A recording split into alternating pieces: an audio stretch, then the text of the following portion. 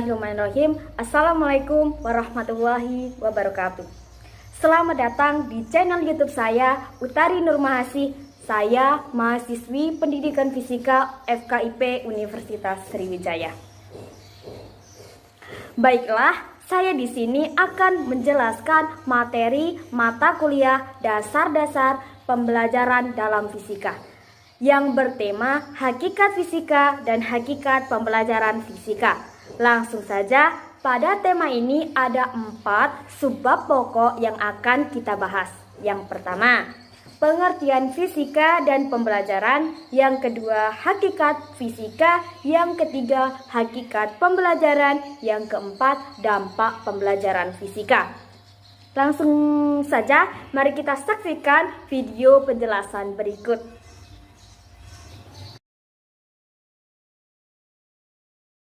Apa itu fisika? Fisika adalah ilmu yang mempelajari materi, energi, dan fenomena alam. Selanjutnya, apa itu pembelajaran? Pembelajaran merupakan proses pengembangan pengetahuan, keterampilan, atau sikap baru pada suatu individu berinteraksi dengan informasi dan lingkungan sekitar. Maka dari pengertian-pengertian tadi dapat disimpulkan pembelajaran fisika dipandang sebagai suatu proses untuk mengembangkan kemampuan memahami konsep, prinsip maupun hukum-hukum fisika, sehingga dalam proses pembelajaran harus mempertimbangkan strategi atau metode pembelajaran yang efektif dan efisien. Selanjutnya, hakikat fisika. Hakikat fisika itu ada 3. Yang pertama, way of thinking. Fisika sebagai cara berpikir. Untuk mewujudkan suatu produk fisika diperlukan pemikiran dan kreativitas pada proses pengamatan atau penyelidikan fisika oleh para ilmuwan fisika. Dalam proses berpikir dan kreatif tadi, maka seorang fisikawan harus memiliki atau harus diiringi dengan sikap-sikap ilmiah yang harus diterapkan, seperti sikap jujur, rasa ingin tahu, bertanggung jawab, disiplin, dan lain sebagainya. Maka dari itu bisa disebut juga hakikat fisika sebagai sikap. Terus hakikat fisika yang kedua yaitu a way of investigating. Fisika sebagai penyelidikan. Fisika sebagai cara penyelidikan merupakan proses yang memberikan gambaran tentang berbagai kegiatan penemuan yang dilakukan para ilmuwan. Tadi kan seorang fisika sudah memiliki suatu ide, suatu pemikiran, maka dia akan melakukan suatu percobaan untuk mendapatkan pengetahuan itu tadi. Kemudian yang ketiga, hakikat fisika yang ketiga yaitu a body of knowledge. Fisika sebagai kumpulan pengetahuan. Fisika merupakan kumpulan pengetahuan yang mempelajari sifat dan gejala pada benda-benda di alam.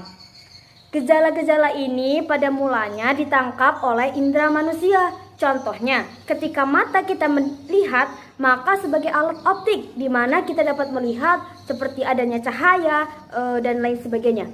Atau juga peraba, di mana kita saat meraba kita dapat merasakan benda-benda di sekitar kita.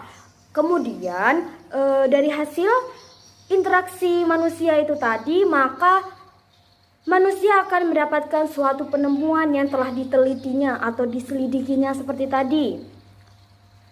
Kumpulan pengetahuan tersebut dapat juga berupa fakta, konsep, prinsip, hukum, rumus, teori, dan model. Dan juga masih ada lainnya. Yang selanjutnya yaitu hakikat pembelajaran. Belajar fisika pada hakikatnya merupakan cara ideal untuk memperoleh kompetisi yang berupa keterampilan, memelihara sikap dan mengembangkan pemahaman konsep yang berkaitan dengan pengamalan sehari-hari.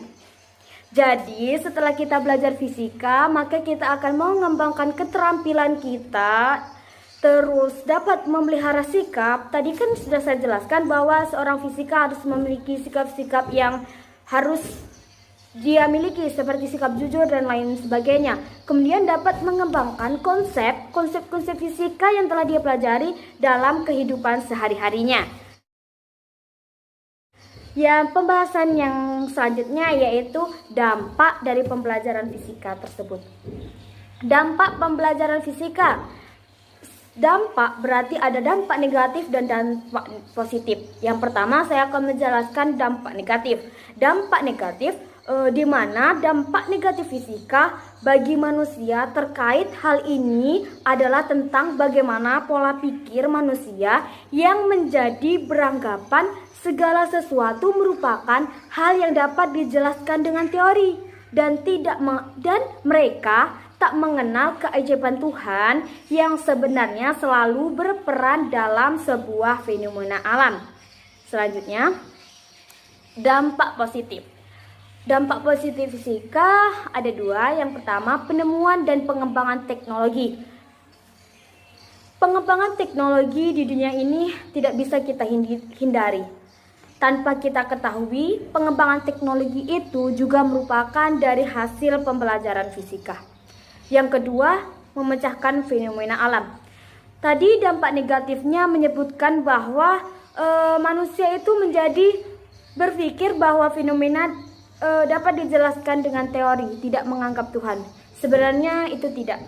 Tetapi kita harus percaya dengan adanya Tuhan, dan kita dapat dengan belajar fisika ini kita dapat menjelaskan fenomena-fenomena alam, tapi tidak harus melupakan keajaiban Tuhan. Sekian video penjelasan dari saya, semoga dapat membantu teman-teman semua. Saya akhiri, wabillahi taufiq wal hidayah. Wassalamualaikum warahmatullahi wabarakatuh. Jangan lupa di like, subscribe, komen di bawah, dan di share ke teman-teman semua. Terima kasih.